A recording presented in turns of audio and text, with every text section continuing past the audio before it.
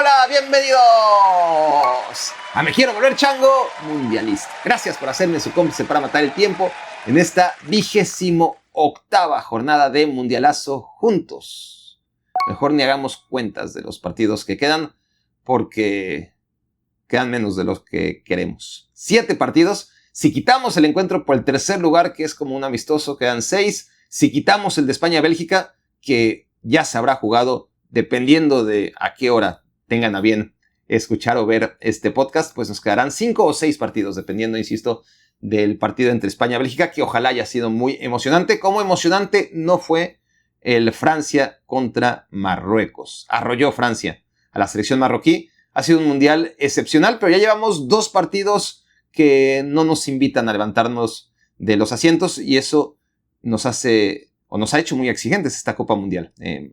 El partido entre Colombia y Suiza, que fue el que cerró el telón de los octavos de final, y el Francia-Marruecos, que es el que abre el telón de los cuartos de final, han sido de pocas emociones y ya hablaremos muy pronto del España contra Bélgica, a ver si retomamos ese vértigo, esa adrenalina que nos ha dado casi en cada encuentro la Copa Mundial 2026. Pero orientándonos en el partido que se jugó esta jornada entre Francia y Marruecos, es muy difícil concluir si Marruecos salió a defenderse como Paraguay o si Francia empujó a un Marruecos que intentó hacer otra cosa pero que no pudo. Yo creo que la verdad está a la mitad del camino. Ni Marruecos fue tan cínico como Paraguay, porque por lo menos trataba de salir con la pelota controlada, fracasó en el intento ante esta nueva Francia moderna, de vanguardia, que deposita en sus jugadores de ataque toda la confianza para llevar el guión del partido y que recuperó la pelota constantemente en campo contrario, que generó ocasiones, que debió haber goleado. Marruecos fue muy afortunada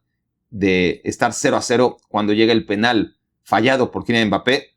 Mazraoui comete un penalti que exhibe todas las carencias que tiene Marruecos en defensa. Mazraoui de por sí no es un defensa muy confiable cuando juega de lateral izquierdo, que es su posición en esta selección. La posición natural es la de lateral derecho, pero obviamente al coincidir con Achraf Hakimi, Mazraoui se tiene que buscar la vida en otro lugar. Y Marruecos, por mucho que ha progresado, sigue dependiendo de pocos futbolistas en ciertas posiciones del campo. Mazraoui, como comodín, juega de defensa central y lo hace fatal. Primero cometiendo ese penal y luego siendo muy responsable en el segundo gol de la selección francesa. Una selección de Marruecos que sí trató de no ser tan cínicamente defensiva, que se quiso proteger ante Francia y que no le resultó. El marcador es engañoso, pudieron ser o debieron ser muchos más goles. Francia controló de principio a fin a Marruecos como hizo hace 3 años y medio en Qatar. Teníamos la esperanza muchos de que quizás el resultado iba a ser muy difícil que fuera distinto, es decir, Francia se iba a imponer, pero iba a tener que trabajar mucho más de lo que trabajó en Qatar para derrotar en semifinales a Marruecos. No fue así. Marruecos volvió a ser un equipo defensivo. Marruecos es un equipo que, hay que decirlo, sufrió muchas bajas a lo largo del torneo y antes del mismo. No es una selección con tantos recursos como otras potencias del mundo, donde las lesiones no afectan tanto, y a pesar de lesiones y retiros y contextos que le afectaron a la selección de Marruecos, llegó hasta cuartos de final y perdió contra el que tenía que perder. ¿A qué bajas me refiero? En defensa sobre todo. Si esta Marruecos fue un equipo mucho más fácil de ver en ataque, fue porque además de cambiar de entrenador, entendió que ya su fortaleza no estaba en defensa. El capitán Romain Saïss se retiró después de la Copa Africana de Naciones el año pasado. El líder de la defensa, Aguerd, se lesionó y aunque trató de estar hasta el final, finalmente causó baja en la convocatoria final. Ahí perdiste a tus 2 defensas centrales de todo el proceso, tanto del Mundial pasado como muchos años antes e incluso en la final de la Copa Africana de Naciones jugada hace apenas un año.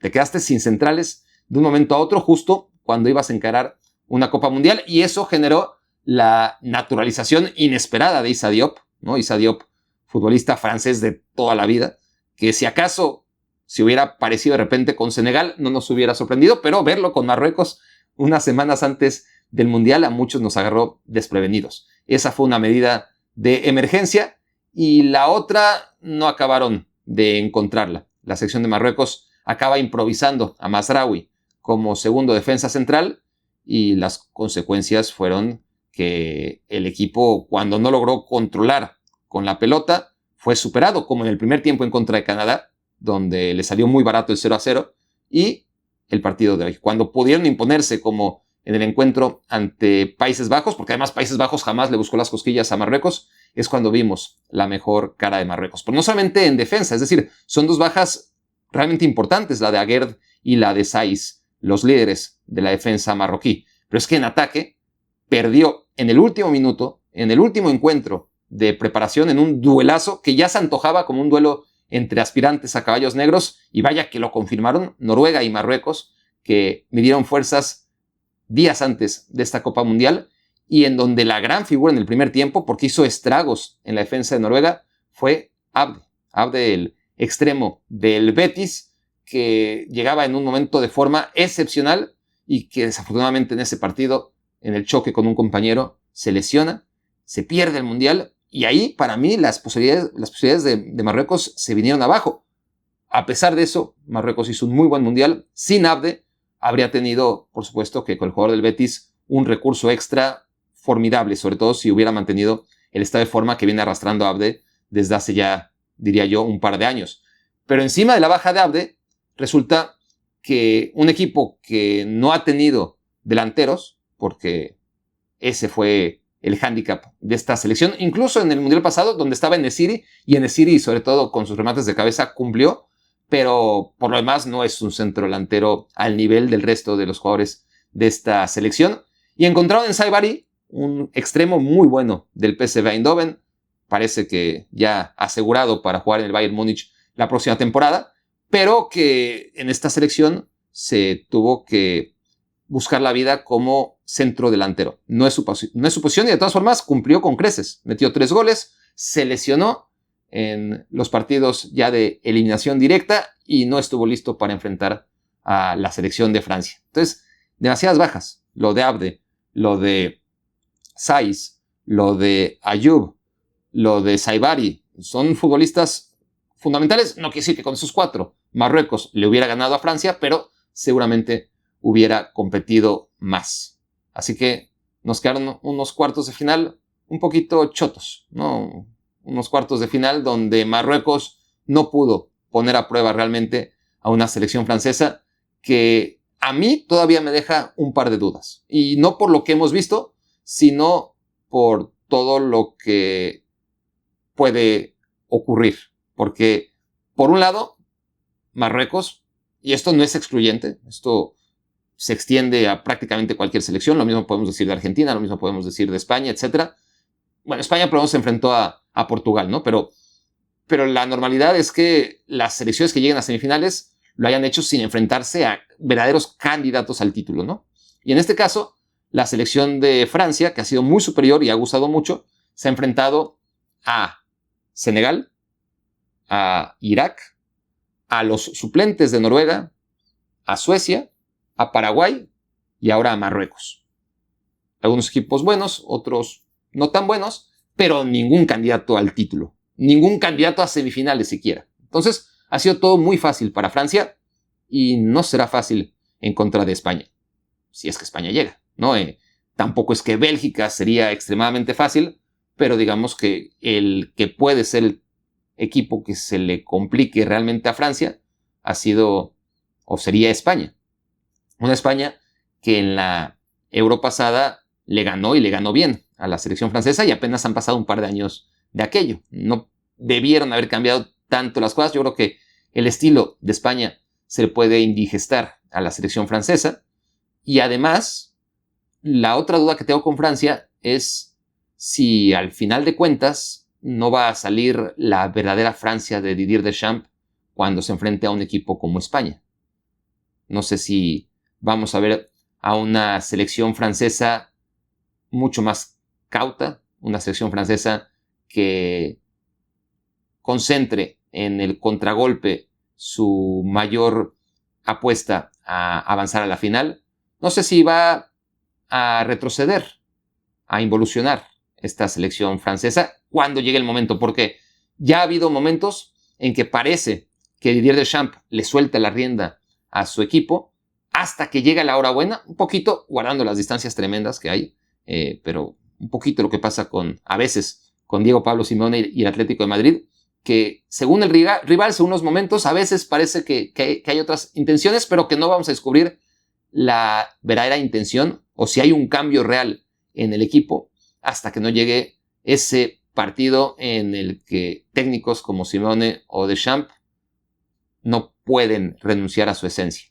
Es muy interesante ver si Francia en contra de España, si es que llega a ese partido semifinal que está por verse, si va a ser la Francia de este mundial, una Francia agresiva, una Francia de bloque alto, una Francia que en resumen, y es lo que yo le pedí a Didier Deschamps, no es que me haya escuchado obviamente, pero en los análisis previos a la Copa Mundial, que Francia en este último servicio de Didier Deschamps a su selección lograra adecuarse y adaptarse a las circunstancias.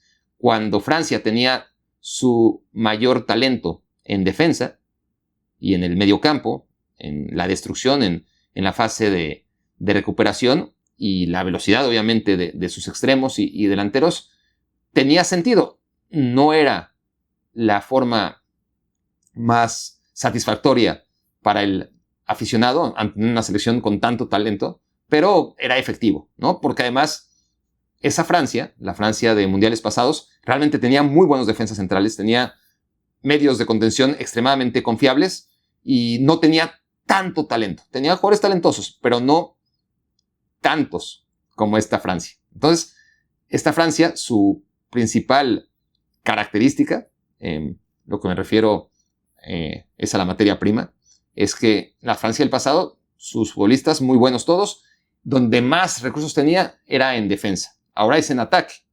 Y la cuestión era si Didier Deschamps se iba o no a adecuar, a adaptar a esta realidad y que el sistema favoreciera a la zona del campo donde más recursos tiene Francia. Y es lo que ha hecho hasta ahora.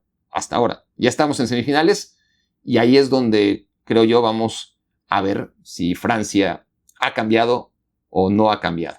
¿Será ante España o será ante Bélgica en lo que sería la revancha de las semifinales de Rusia 2018, ¿no? Donde la generación dorada de Bélgica perdió y perdió categóricamente ante una selección francesa que inesperadamente la superó con un marcador mínimo, pero sin que diera la sensación nunca a Bélgica de poder competir realmente con una Francia que creo yo en 2018 no era tan buena como esta y una Bélgica que definitivamente era mucho mejor que esta. Pero bueno, ya veremos si Bélgica logra dar la sorpresa en contra de España. Un duelo en el que España, más que enfrentarse a un equipo que ha ido creciendo, que es peligroso en la medida en la que Bélgica fue un desastre en la fase de grupos, contra Egipto que luego ves en retrospectiva y ya entiendes, mira, Egipto era mejor de lo que pensábamos, ¿no? También hay que ver eso.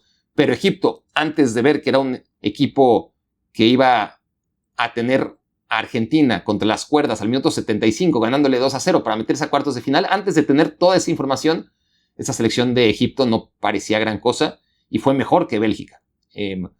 Más que darle mérito a Egipto, cometimos el error de demeritar a Bélgica. Pero en contra de otra selección muy pobre como Irán, tampoco Bélgica pudo ser superior. Ahí empató 2 partidos, ganó el grupo gracias a golear a Nueva Zelanda, que tampoco es parámetro. Fue horrible en los primeros 75 u 80 minutos contra Senegal, fue vapuleado, pero supo remontar. Rudy García, que es un técnico que hacía 15 años no mostraba nada que nos permitiera ser optimistas de cara a sus posibilidades de ser exitoso con esta selección, pues ese genio que se durmió durante 15 años en Rudy García, desde que hizo un gran trabajo con el Lille, reapareció, ¿no? Y ha tomado decisiones duras, sensatas, ante jugadores muy pesados, ¿no? Romelu Lukaku ha encontrado su rol como futbolista que llega de la banca y te mete gol siempre, es increíble, ¿no? Con su poca movilidad, pero está ahí en el lugar donde tiene que estar para empujarla y su porcentaje de goles sobre minutos jugados es incluso superior al de Erling Haaland y Lionel Messi y Harry Kane y Kylian Mbappé, que están comiendo este mundial y aún así tienen menos goles por minuto que Romelu Lukaku, que ha estado sensacional en las pocas pelotas que ha tocado a lo largo de este mundial. Jeremy Doku, que no tiene la cabeza en el mundial, que no la ha tenido y que sería básico que empezara a tenerla en contra de España, parece que ha perdido la titularidad. Y Luque Bacchio, que es un jugador que es capaz de lo mejor y de lo peor en 2 minutos. O sea, no es que a veces te juega bien, a veces te juega mal. Es que en un mismo partido te hace varios partidos. Unos desastrosos donde no te puedes ni siquiera controlar una pelota y otros magníficos donde te rompe caderas y la mete en el ángulo y es un jugador tan difícil de leer, ¿no?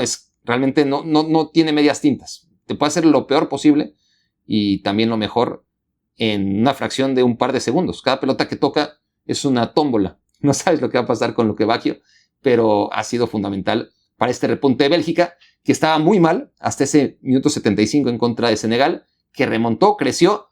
Donald Trump hizo el resto, les tocó las fibras, los hicieron enojar e hicieron un gran partido en contra de Estados Unidos. Seguirán enojados, mantendrán esa sangre hirviendo que no les ha caracterizado a lo largo de la historia en contra de España. Eso está por verse y si la tienen será un gran partido. Será un gran partido. Ojalá por lo menos Bélgica le dé más batalla a España de lo que le dio Marruecos a la selección francesa. Esto fue una edición express de Me Quiero Volver Chango. Muchas gracias por haberme hecho su cómplice para matar el tiempo.